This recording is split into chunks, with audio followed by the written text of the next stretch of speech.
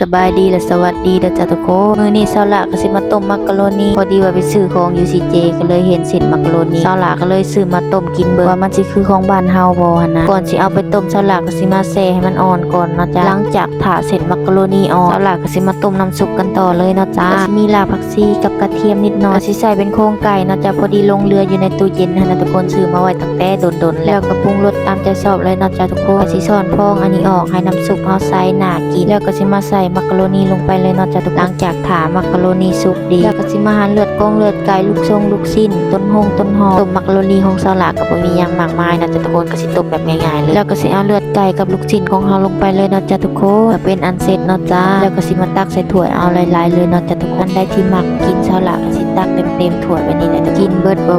ฮู้เนาะจ้าก็คือตาใหญ่ก็ท้องแห้งเนาะจ้าแล้วก็โรยต้นหอมผักชีลงไปเพิ่มความหอมก็สิมีพริกเจียวกับกระเทียมเจียวนะต่อด้วยซอสพริกแล้วก็มะนาวจ้าตอนนี้ก็บ่รอช้าแล้วเนาะจ้าทุกคนมาเด้อจ้ากินต้มมักกะโรนีแซ่บๆนำกันจ้าบอกเลยว่าแซ่บลองไปเฮ็ดกินมึงเด้อจ้าทุกคนก็ฝากติดตามเป็นกำลังใจให้ช่องน้อยๆของสาหร่ายเนี่ยเด้อจ้า